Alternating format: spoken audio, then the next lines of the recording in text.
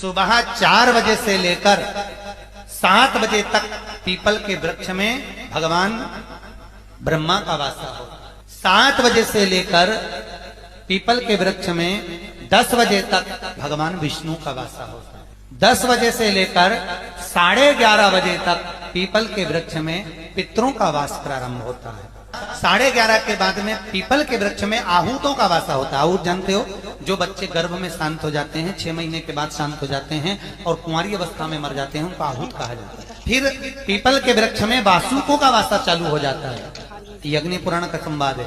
वासुकों का वासा के बाद में शाम को 4 बजे से 7 बजे तक पीपल के वृक्ष में भगवान शंकर का वासा चालू हो जाता है। 7 बजे के बाद में पीपल के वृक्ष में रात्रि को 8 बजे से 9:30 बजे तक पीपल के वृक्ष में कुबेर का वासा होता है। इसलिए दी को 9 बजे जो पीपल के पेड़ के नीचे घी का और एक तेल का दिया लगा देता है, उसके यहाँ कभी संपदा की कमी नहीं होती। आज शनिवार का दिन है, जिस दिन हिंदू धर्म में ये दिन पीपल के वृक्ष के लिए पूजनीय होगा। जो भी शनिवार के दिन पीपल के वृक्ष की पूजन करेगा, दूध चढ़ाएगा या मिष्ठान का भोग लगाएगा, लक्ष्मी और नारायण उसके घर में प्रवेश कर जाएगा। लक्ष्मी जी बोली, नारायण आपने तो एक दिन का वार लिख दिया। शंकर जी ने 7 वार बनाए हैं, रविवार, सोमवार, मंगल, बुध, गुरु, शुक्र और शनि। ये शिव जी ने बनाया। अब एक दिन आपने अपना बना लिया, बाकी के दिन अगर कोई इस पीपल के वृक्ष के नीचे आएगा और यहां तो दरिद्रता बैठी है, तो उसका क्या होगा? भगवान नारायण बोले, सुन दरिद्रता, तेरे से एक विनती है, अगर कोई भी मनुष्य इस पीपल के पेड़ के नीचे अगर 7 दिन में आता है और उसके हाथ में अगर कोई सामग्री होती है तो तू उसके घर में प्रवेश नहीं करेगी। नियम है पीपल के वृक्ष का, या तो पानी का लोटा लेकर जाओ, कुंकू का चोपड़ा लेकर जाओ, शक्कर लेकर जाओ, या पेड़ के नीचे चींटी को डालने के लिए आटा ले जाओ, पर खाली हाथ पीपल के वृक्ष के नीचे कभी मत जाओ। खाली हाथ जाओगे तो दरिद्रता तुम्हारे घर में प्रवेश करेगी। दरिद्रता उठकर खड़ी होकर बोली, नारायण तुमने अपनी मनमानी करी है, एक दिन मुझे भी मेरा चाहिए। भगवान ने कहा, बोल कौन सा दिन चाहिए?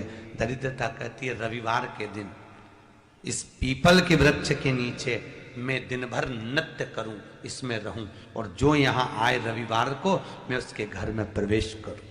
भगवान ने कहा, ठीक है।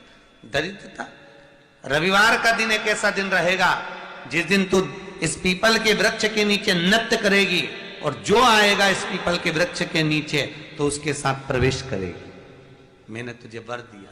इसलिए हमारे यहाँ केवल पीपल का वृक्ष अगर दीवार में भी लग जाता है ना, किसी की फैक्ट्री की दीवार में, किसी के घर की दीवार में पीपल का वृक्ष अगर लग जाता है, पीपल का पौधा लग जाता है, उसको कितना भी तोड़ लो वो वापस लग जाएगा। फिर तोड़ोगे फिर लग जाएगा।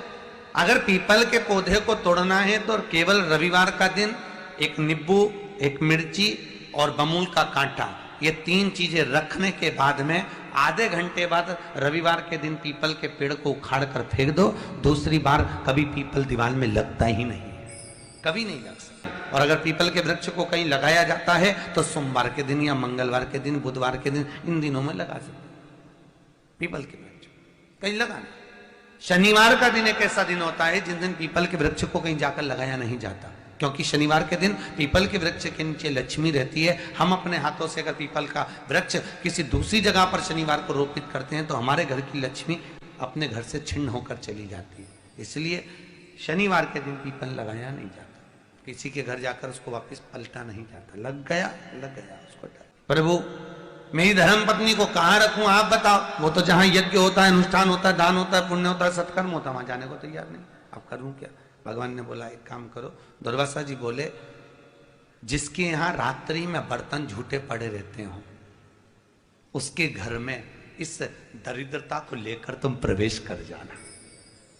जिसके यहाँ रात्रि में बर्तन झूठे पड़े हो वहां लेकर प्रवेश कर जाओ। दूसरी जगह दुर्वासा जी बोले, जो स्त्री घर में दोपहर के समय पर सो रही हो उसके घर में इसको लेकर प्रवेश कर। जो स्त्री दोपहर के समय में घर पर सो रही हो, इस दरिद्रता को लेकर प्रवेश कर जाइए।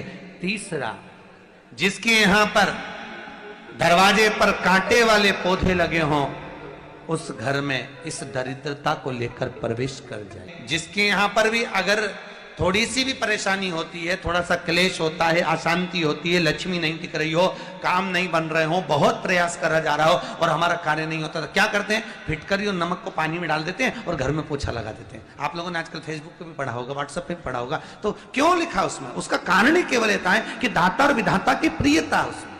माता ख्याति के जो 4 बच्चे हुए, इसमें जो सुबह 4 बजे से लेकर 7 बजे तक पीपल के वृक्ष में भगवान ब्रह्मा का वासा होता है। 7 बजे से लेकर पीपल के वृक्ष में 10 बजे तक भगवान विष्णु का वासा होता है।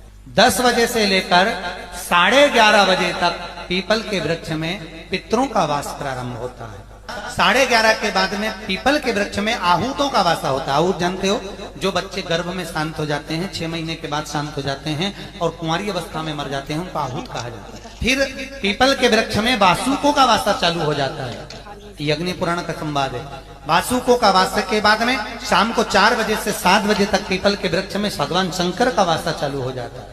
7 बजे के बाद में पीपल के वृक्ष में रात्रि को 8 बजे से 9:30 बजे तक पीपल के वृक्ष में कुबेर का वासा होता है। इसलिए दीप को 9 बजे जो पीपल के पेड़ के नीचे घी का और एक तेल का दिया लगा देता है, उसके यहाँ कभी संपदा की कमी नहीं हो। कभी शिव मंदिर में जल चढ़ाने का मौका मिले और आप शंकर जी के मंदिर में जल चढ़ाने के लिए जाएं, तो केवल जल चढ़ाकर वापिस मत आना, केवल बेलपत्र चढ़ाकर वापिस ना आना, दिया लगाकर वापिस ना आना। आते आते बाबा भोलेनाथ जी से ये भी पूछ कर आना, बाबा आप मंदिर में बैठे रहते हो, बहुत दिन हो गए आपको बैठे बैठे, चलो आज मैं आपको मेरे साथ लेकर चलती हूँ और मेरे घर तक लेकर चलती हूँ। श्री शिवाय नमस्तुभ्यं।